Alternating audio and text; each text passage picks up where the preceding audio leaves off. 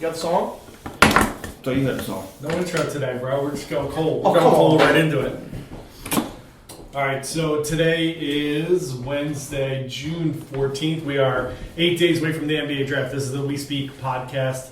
WeSpeak Philly Sports this week, same crew. So you have myself, John Politsky. We have Brayden Smith. What up? And we have Ryan Frazier. What's going on? Someday we'll have Rob Giuliani. Someday. I don't know. I think he's a ghost. He's a mythical character these days. All right, so we're going to get things started with the NBA Finals. If no one's heard enough about it already. Was it really finals? Was it really serious? Yeah, It's seriously. 5 games. I mean, games 3, 4, and 5. Yeah, there was a couple It was a games. 3-game series. So that is a pretty good way to start. So LeBron now 3-5 in the finals. I don't think it bothers his legacy at all. I mean, he's won 3 championships. There's plenty of guys out there who haven't won Yeah, it doesn't. anything. I don't think it bothers. It doesn't. You know, he's still a great player, but there's things about him that really bother me as far as trying to compare him to. Let's just say but there's really no argument. Like before LeBron, who was always hands down was Michael Jordan. Right. You may have guys say, "Oh, well, Will or Oscar Robinson," or something, but really there was just really no solid argument. I mean, Jordan was it. You know, the media isn't what it was. Back then, it's not as crazy because you didn't have all the social media and you didn't have the 24-hour. But I mean, even like LeBron, he's for lack of a better word, he's a crybaby.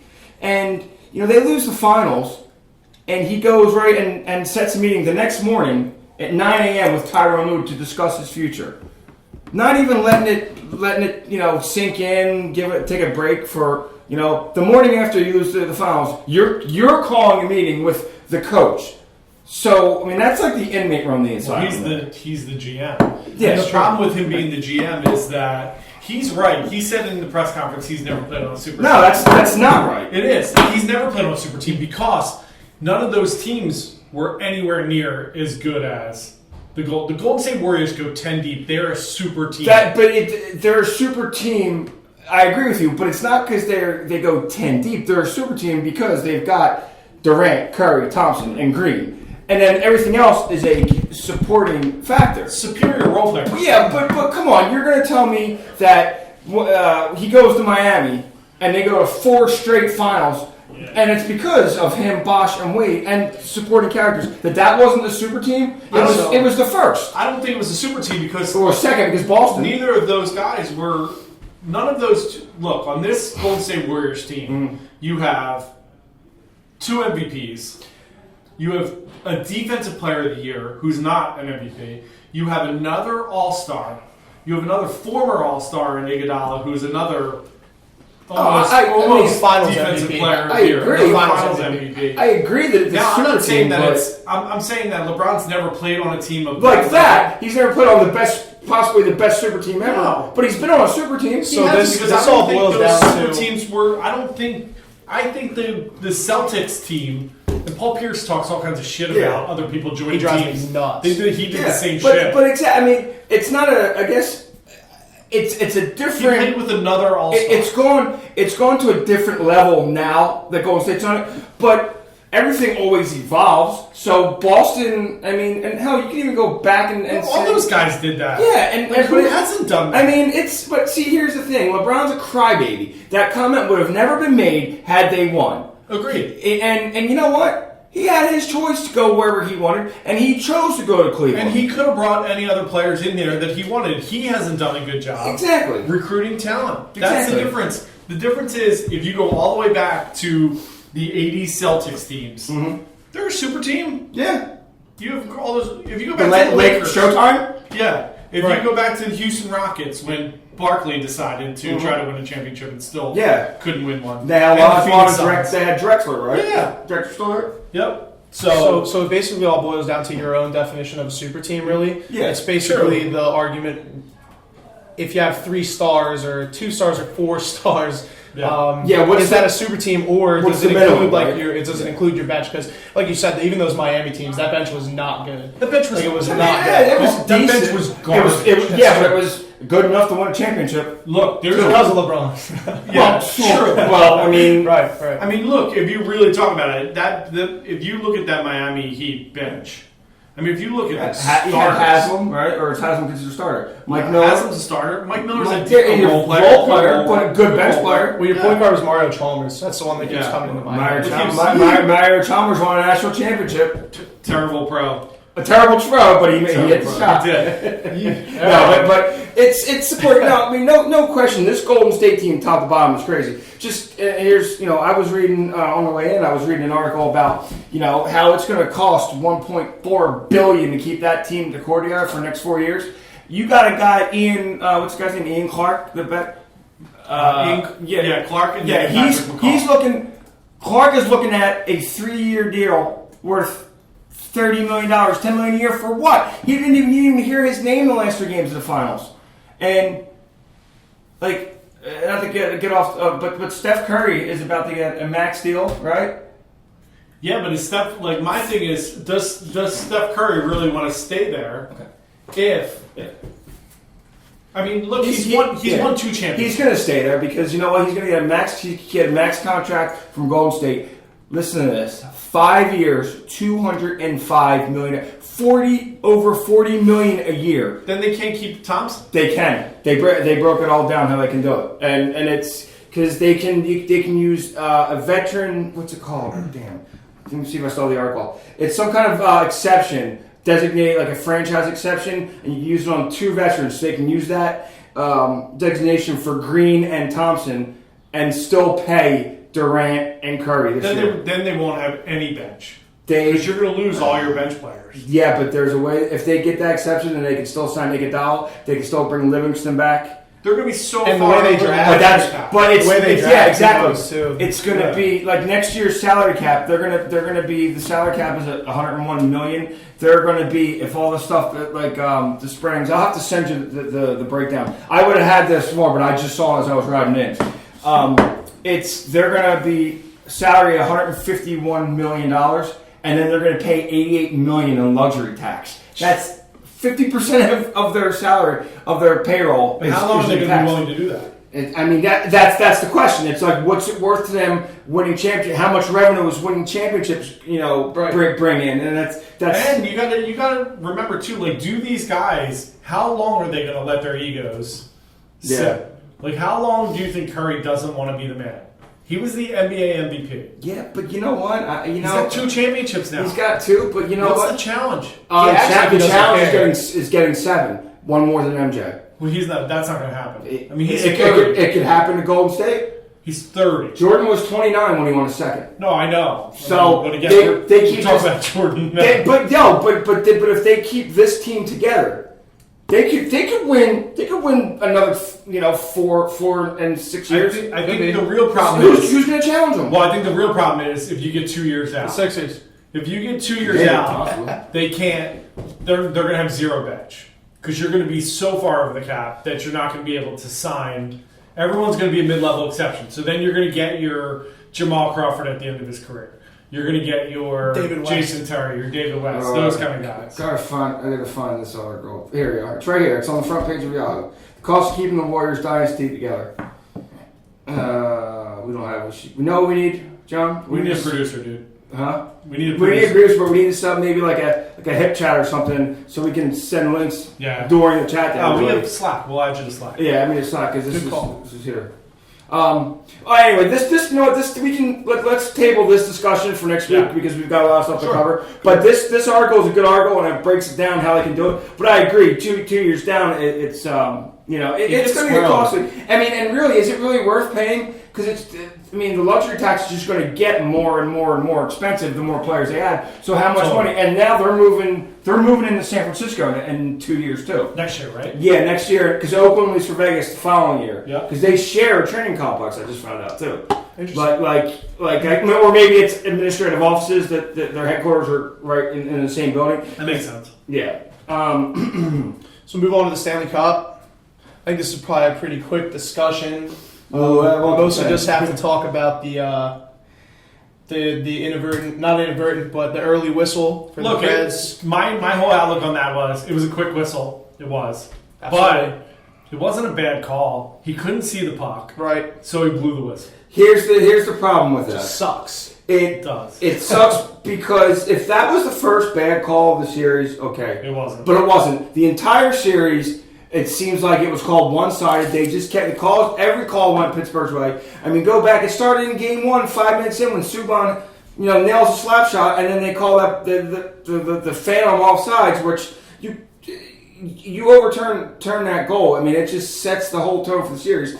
But that whistle should have been reviewed. And under review, you can see that even though the whistle was blown, none of the players stopped. They were all playing. I don't think you can. I don't know if you can review that. They can. It could have been reviewed. I mean, trust me. It could have been reviewed, and it should have been changed. Not to mention, he was out. He couldn't see it, but there's 3 other refs the other referees. I agree. And when they got together to talk about it, they could have said that because they could have had that goal, even though he blew that whistle. The goal could have still been allowed. They could have done that, and that there changes the entire complexity of the game because then, the game was a great game, scoreless, and then the way they end up scoring is a fluke light shot goes off his back. Yeah, he's behind the I mean, it's just pathetic, and it's like you want to say because of how bad it was. It's so easy to say, "Oh, it's fixed, but not really because I mean, I want to. You don't know if it is or not, but I don't think so. But here's the thing with it. So, yeah. Why would the NHL fix it? Because why wouldn't they want a Game 7? It's more money. And look, I mean, let's be honest. If the NHL was going to fix that series, they would have had the Predators winning because that was huge for hockey. Right, exactly. They win. Now you've got a whole another fan base in the South now. Because I mean, there's not another team south between Nashville and then Miami. No, I mean, as good as Crosby is, no one likes him. No other NHL team likes him. Yeah, but you know what? I mean, you got to give credit where credit's due. Oh, I do. I'm just saying from a there's no reason to fix it perspective. Yeah, no. He's now a top 5. He's all time player. I mean, you got to look at everything. He's got 3 Stanley Cups now. I think he's got 2 or 3 Conn Smythes. He's got a regular season MVP. He's got 2 Olympic gold medals. He's got the World Cup gold medal. I mean, this guy is just a dad. I mean, he's a winner. I hate him, but if he was on my team, I'd love him. Yeah, you know what I mean. I mean, nobody likes him. And do they a dynasty?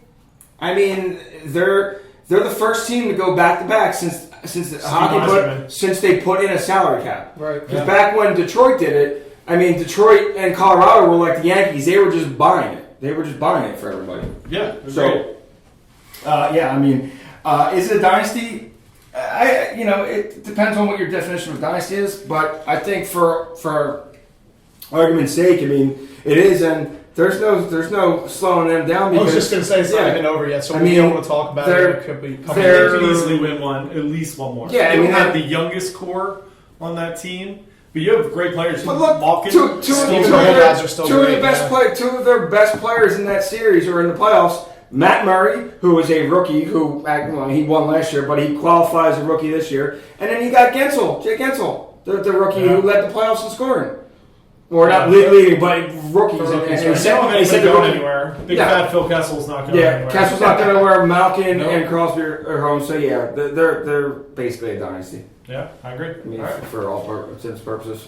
So move on to the U.S. national team, the men's soccer, their draw in Mexico City. Big step for the U.S. men's national team. We'll talk about that next. I guess. I mean, I watched the whole game. I don't know why. I watched the game. Same. I don't understand how we're this far into soccer. Every fucking kid in America plays soccer, except for the black kids. Nah, even them are starting. Some of them are. Yeah. I mean, but still in the black community, basketball still huge, or football. So how is it that we're this far evolved? Frazier sweating his nuts off. How are we this far evolved with soccer, and we can't seem to get 10 guys that are world class? But I think it's. I mean, it could all. I mean, it may be. We may be on something now with Politsky. Is that how you say Politsky? Politsky. Yeah.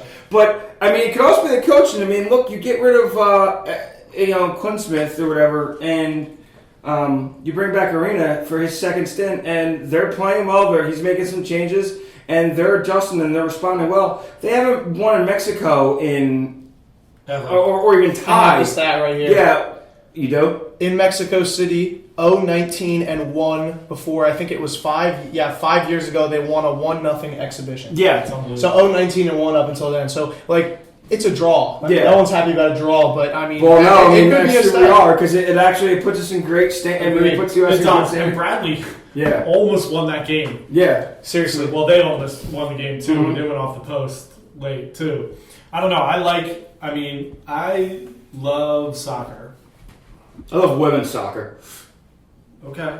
I can't- because they're good. Yeah, I mean, I think that's one sport where I think you can really watch it and relate. And I don't think the game changes. Like when you watch, there is a clear difference between watching watching the NBA and the WNBA. The game is just different. The way Well, the the way women play. WNBA is very technically sound. Right. No, I'm not taking away from it all, and they're gifted athletes. That's not, Nobody but watches WNBA. but what I'm saying is, when you watch, if you watch women's soccer and men's soccer, it's really the same game still. It's Yeah. seamless. Like you really couldn't. I don't know. It's just like when you watch. Just look at the way that the women shoot compared to the way the men shoot in basketball. There's differences. You don't see that in soccer. For me, anyway. It's the same sport. Yeah. Exactly. And basketball is vastly different. Yes. So I think I'm just frustrated to the point of, we haven't been in the top 10 in a World Cup in forever. Mm-hmm. Yeah. Other than the 1 year they made a little bit of a run to the final 16 or whatever it was. It was the last one, no? No, I think that's Alexi Lawless. Yeah, like 94. 94. Yeah, or which I mean, was forever. actually, a couple years, 2012 or 20? Didn't they The most recent one? No, not the second to last. They didn't even they barely made it to the knockout round. Yeah. And you figure the last couple teams you had legit pro players. Yeah. You had Dempsey, you had Donovan, Mm-hmm. you had Tim Howard. You've two of those guys played in the English Premier League on good teams. Yeah. Um, And you had Donovan too back then Yeah, too, yeah. who was for what it's worth, he was decent, somewhat of a decent player. oh well, that's our 2 minutes of fucking soccer for the week. All right, moving on. All right, now we're going to jump into Philly sports. So we're going to start with the Eagles. So Lane Johnson's comments the other day, can't remember what day it was, over the weekend at some point. He said that this was the best he's seen the team look since he's been here. Just thought that was a pretty interesting talking point. Steroids going to his head. Could be. How long has he been here? 4 years. What was it? 2011, I think he got drafted. Really? Is he that long? Was it I thought it was 4 or 5 years. It's somewhere around there. Yeah. He's still pretty young. Trying to think, he was drafted 4th overall in that year that all the offensive tackles got drafted. Yeah. Which is so funny because they got the best one by far. I don't think it's close. There's Eric Fisher's here and Greg Robinson. Didn't your Miami Dolphins draft a tackle that year? What year are we talking about here? 2013? Was it 2013? 2013, yeah. Yeah, Dolphins take offensive tackles all the time. Never Every year. That may have been the year. Is that the year they took the guy from Tennessee? Let's see. It was Johnson, that Star Latulele guy. Yeah, Star. And then who was? Yeah, because remember didn't the Dolphins take somebody really high? No, that's the year that they. Is that the year they draft up to get the bust from Oregon? Yes. The you're 100% right. Deion Jordan. Yep. Yeah, correct. Yeah, that's right. Yeah, because that's Eric Fisher, Luke Jockle, Deion Jordan. So 3 of the first 4 picks were offensive tackles. Yep. Yeah. And then and then you go DN guard. I mean, you don't have a skill position in that draft until Tavon Austin, number 8. Wow. That draft was something. You've got after Lane Johnson, you have Ezekiel Ansel from BYU to Detroit, and then Mingo from LSU to the Browns. Yeah. And then Jonathan Cooper as a guard to counter, and then you get. But then even after you have D. Milner at 9 from Alabama, then you go 2 more offensive tackles.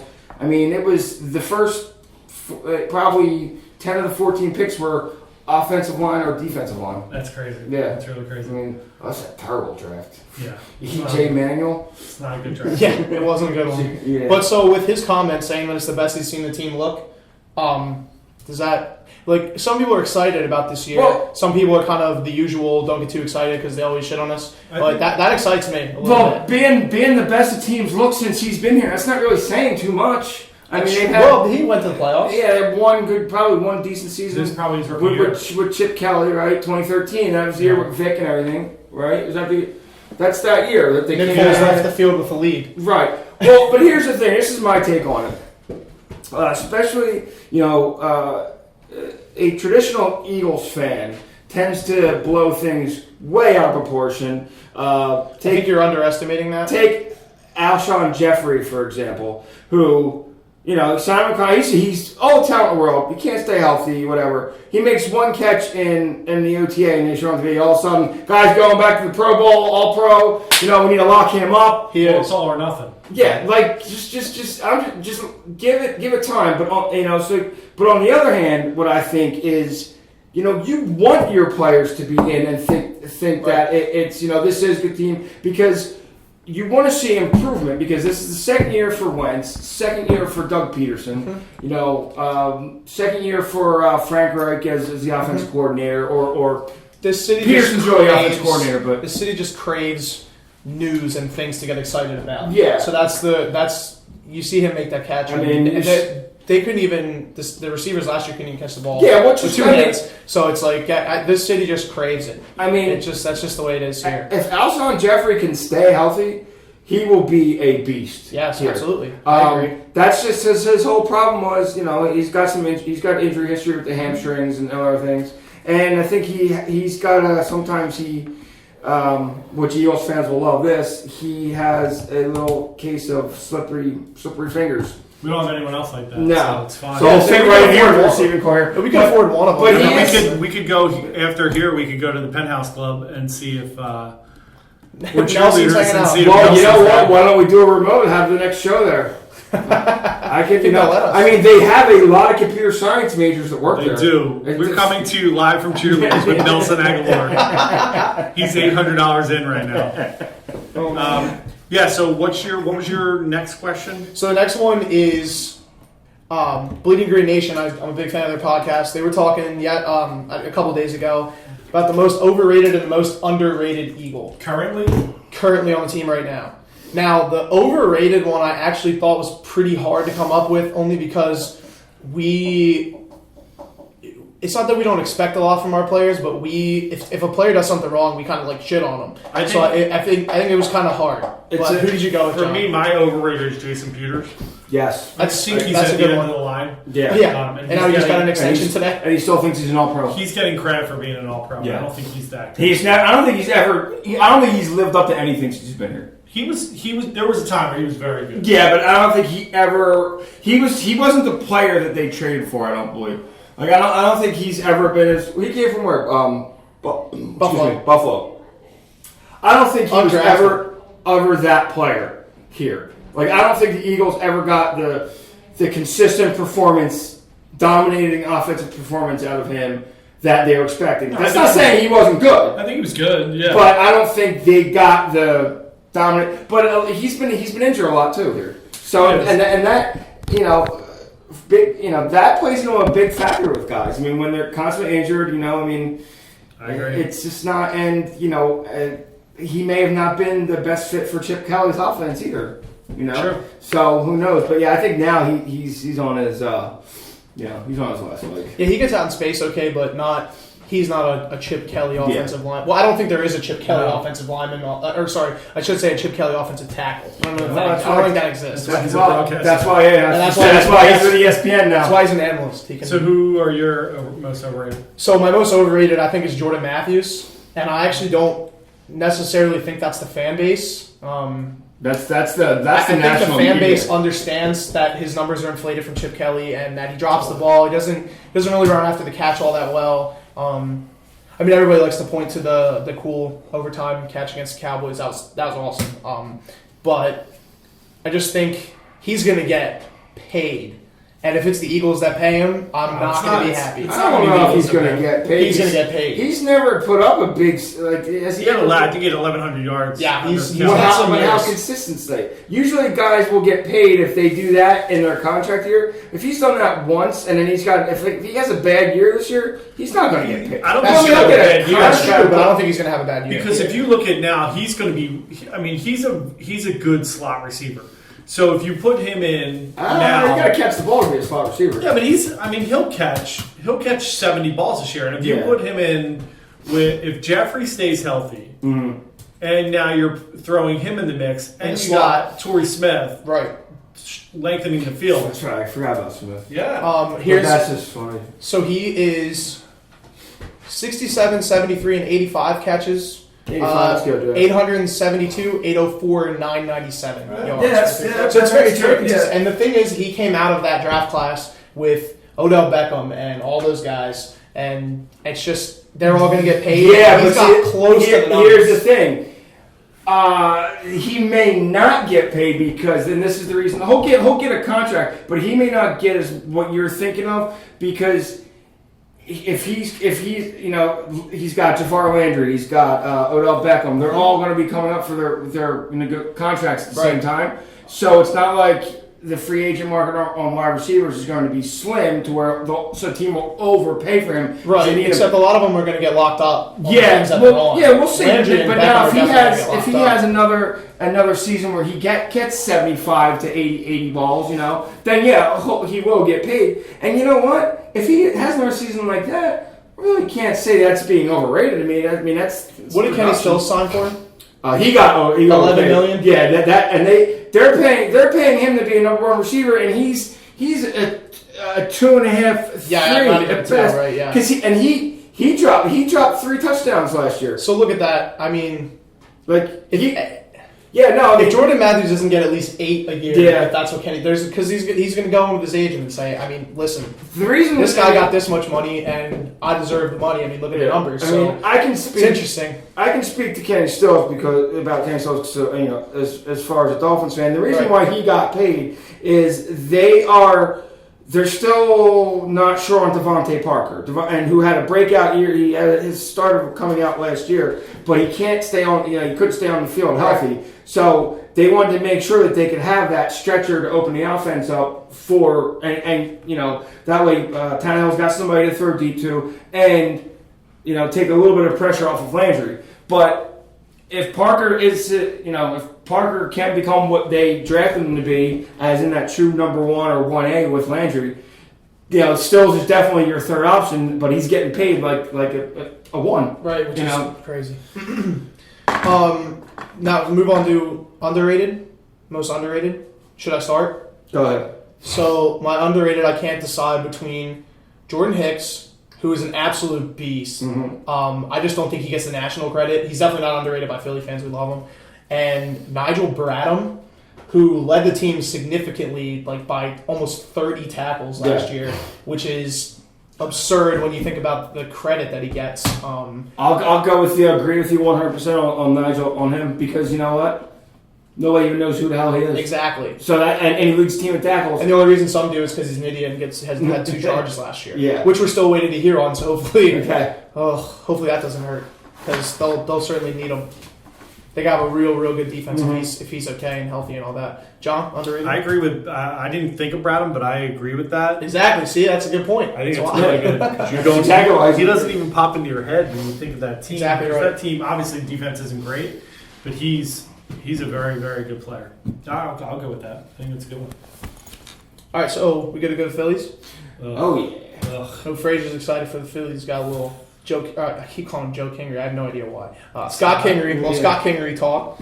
So, we're talking about the Reading Phillies. Right? He is on the Reading. Well, he's on Reading right now. Oh yeah. You only want to talk about either Lehigh Valley or Reading because they're the only 2 teams worth talking about. Honestly, both of those teams. I mean, we're going to talk about calling up most of these guys, and they're mostly on Lehigh Valley. So why not just bring up the whole damn team and send the pro team down to the minors and sculpt the whole at this point, because they would win more games. Howie Kendrick, a joke. Howie Kendrick had 3 errors in 12 tries. At second base? At second base. See, here's Kingery's got 3 He's the only errors one in hitting on the team, 255 attempts. right.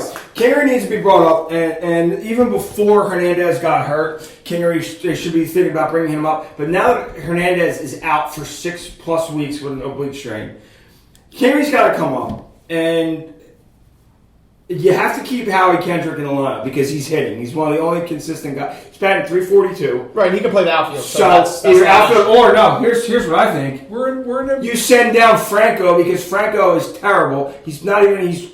He's batting .210. He goes down to AAA. Yeah, but- You move Kendrick to third base. Is he going to be able to play third? He can catch play the ball third at base. second. Well, or put him in the outfield. But He's got to play the outfield. but then you've got your outfield. Then you have a logjam because. Well, Saunders, goodbye. Saunders goes goes to American go League down. Series so we can use the DH. But you get rid of you drop Saunders, but I think we need to start calling up these guys that are in AAA. I think because part of the thing we want to talk about was the trade deadline. What do we want to see?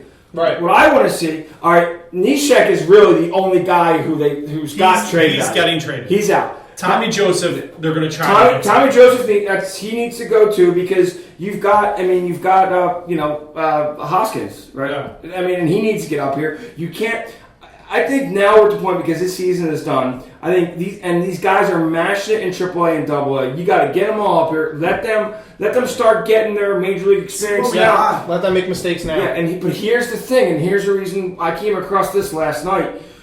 And I hope they don't do this, but they may try to play that control game with Kingery and not call him up because they don't need to put him on the 40-man roster to protect him until either after the season or next fall. And if they bring him up, once they bring you up, then you either got to be on the 40-man roster or available. It's really dumb. And they may leave him down there just kind of like the Cubs did with Chris Bryant a couple years ago, where they didn't let him break camp. And then they called him up 2 weeks into the season just so he would see they didn't lose that year of control. So, but I mean, I think now you're at the point where we are in full rebuilding mode. The bullpen, This team's terrible. the bullpen, which was supposed to be the strong suit of this team, breaking camp, is terrible. You already got rid of Rodriguez, who, by the way, this is what this guy. He was 1-2 with a 6.33 ERA and 27 innings pitched, 18 Ks. 15 walks and 37 hits. He's a reliever and he pitched 27 innings, but he's given up 37 hits and 7 runs per 9 innings. And the walks so too, I mean. And it's for what they got. A bag of peanuts. Yeah. A player to be named later or cash considerations. It's So that's not. Okay. That's just getting rid of the guy to make a roster spot. But I think to be a setup guy in the World Series for another team. I don't even think he was in the minors. So I mean, he may not even get promoted. It's just kind of Michael Martinez had an at bat. That's true. last year. So. But Neshek, always just assume Kendrick is probably going to be if he keeps hitting, he's going. Yep. An AL team will grab him. Somebody's going to. I mean, he's a good because he may not be great at second base, but he can probably spell somebody there. He can stole 3 bases the other night. Yeah, and he's always been good offensively. It's just his defense, but right. But he can play the outfield. He can play some infield positions. Which is crazy. He's so bad defensively, but he's also so versatile. He can play all these positions, just not well. Nava needs to go. Hellickson. You're probably not going to be able to get anything for Cesar Hernandez, especially because he's hurt. Which sucks, because you probably could have. Well, maybe, but he hasn't been hitting too well yet either. Franco, no one's going to. I mean, unless someone thinks they can correct him. They're not going to trade him. They're not going to give up on Franco. Franco needs to go back to AAA. That's happening. No. But they need it, even if it's just for 2 weeks, just as a wake-up call. Sometimes that's all guys need. Go down here, look. Hey, you're struggling. No pressure. Just go down there, have fun. And may just, he goes in there for a week. He gets, a couple, goes, 2 for 4, 3 for 5 a couple nights. Bring him back up. Absolutely. It's not a bad idea at all. It really isn't. The entire bullpen has to go. I mean, Ramos. Last night Ramos and Gomez pitched. They threw pretty well, but that's one bright spot out of plenty of terrible performances. It's the other night they jump on Boston 4-0 in the first inning, and I just sat there and watched. I was like, It's like you were just you're watching to see the collapse. And then last night, it's like they get guys on it's like they get guys in scoring and they just can't do anything. Yeah, they had the bases loaded against Price. I think in the second inning. Yeah, with one out, and you just knew as soon as they scored. I figured that was going to be their only chance. But Price didn't pitch like great yesterday. Look at some of these numbers. All right, they're on a 7-game losing streak right now. All right, they are 10-33 in the last 43 games, following an 11-9 start. They're 9-28 on the road. So that brings their overall 21-42 is their overall record, which is they're on pace to finish 54 and 108. Unbelievable. And it's not good. No, and the only bright spot that of the last couple weeks has been Ben Lively. I mean, the guy is he's 1-on-1, but he's pitched very well. Very well. 7 innings. He's going deep. All 3 starts he went. I think what is it? I think they have 12 pitchers going into the 7th inning the whole year, and he's done his first 3 starts. He's not. Eflin had 3, and I don't even feel like he had any. No, yeah. So I was pretty surprised when I saw that. But I mean, his he's not overpowering guys yet. 5 Ks, 7 walks, but whatever. I'll take the low ERA in the innings over anything. Absolutely. But sure. I mean, that's you got if you get him and Nola's starting, he's pitching a little better too. You get him, you get Noah. Maybe you can get something out of Pavetta. I don't really know, but that's what you do. Get these young guys up, see what they can do. Season's over. And you have to do it. I mean, I think, and especially guys that like Hoskins, you got to figure something out about Joseph. I would like to see Joseph stay because he is one of the bright spots of this team right now. But you can't have him block. Hoskins like the same way that Tom would happen with Tommy and Howard. Yeah. Because then. But at least they had a reason for doing it with Tommy because they were trying to sell tickets for him. Yeah, and the team was getting better. It was getting better every year. Since from like 2000 or 2001, every year they were getting a couple victories. They were getting closer. Yeah. Now they're just going back. So there's no reason to block anybody. Get these young guys up, see what they can do, and. Who knows? Maybe if you get them all up and they play together for 2 years. I mean, look, the 08 team, which was mostly homegrown guys, it took them a couple years just to, I think they were all up. Still waiting for them to win the second one. Yeah, right? But, I mean, you need a little bit of time to play. I mean, you're not just going to bring these guys up in a year and then go to the World Series. You got to let them play, let them gel. I mean, but the season's over, so let them get a half year in. I mean, might as well start calling them up now. I mean, and it'll sell seats too. Exactly. There's really not a lot. The only downside is rushing them. Yeah, but come on. But these guys, there's no pressure. What's the pressure? That's what I'm saying. You're not rushing. Just tell them don't worry about it. You're not shit the bed. It's fine. Yeah, you're not rushing any of these guys yet because they're mashing it. And look, exactly. If by bringing them up early, they fall apart mentally and they can't do it, then they were never going to be an all-star. Right, exactly. And who are you rushing? Kennery is smoking Double-A, and it's not uncommon to go from Double-A to the majors. Usually that's what it is because Triple-A is for journeymen and rehab guys like they're rehabbing or guys that are blocked, which most of that damn roster is.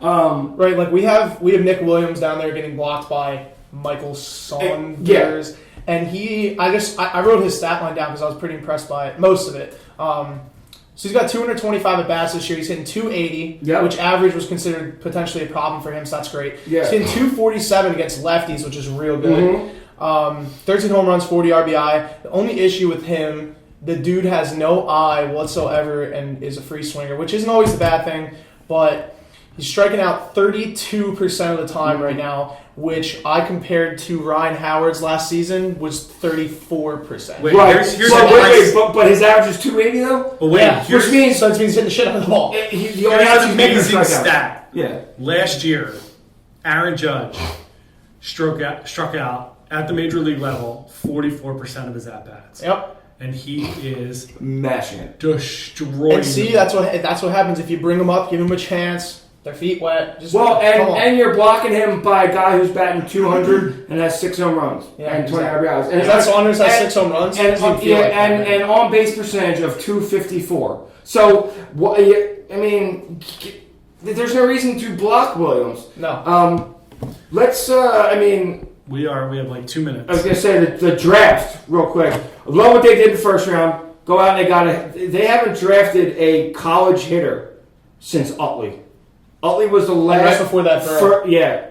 That was the last time they suggested Problem a is with hitter baseball first is round. you have no idea. It's Right. such a crapshoot. Well, Absolutely. The reason why I wanted to say is they drafted this kid as as an outfielder, but he was 7-1 as a pitcher. Yeah. And here's the thing: I've been watching a lot of coverage on the draft, and I know we don't have time. This is a good discussion maybe we can do for next time. Yeah. But we're going to start seeing teams use some of these guys as dual roles, Yeah, as possibly like a first baseman and a middle reliever that can come in and get you a couple innings and then go right back in and play the game, play the position. Right. Because look at the guy Green from Southern California that got drafted by Cincinnati. Should have went number 1 overall, but Minnesota took a shortstop who baffled everybody, the high school shortstop, and then you got the kid from Louisville. Tampa Bay took first baseman, pitcher. I mean, eventually you're going to see these guys do it because Babe Ruth did it over 100 years ago. So why can't guys do it now when training's better? Nutrition, strength, and everything. I mean, you tell me you can't get a guy come out in mid relief, or even a closer. You know what I mean? It happens when you're young. Why can't it happen now? All right, we are out of time for the week. So next Wednesday and Thursday, we're going to be doing podcasts both days next week. Wednesday is going to be our normal podcast. We'll probably go heavy draft. Preview of the draft. Heavy draft And then preview. Next Thursday, we're going to do live NBA draft. We're going to do that one on YouTube live. So not a lot of cursing next week. So, all right. So for this week, it's once again it was John Politsky, B-Dog, and Ryan Frazier. Frazier! And we'll see you guys next week. Peace.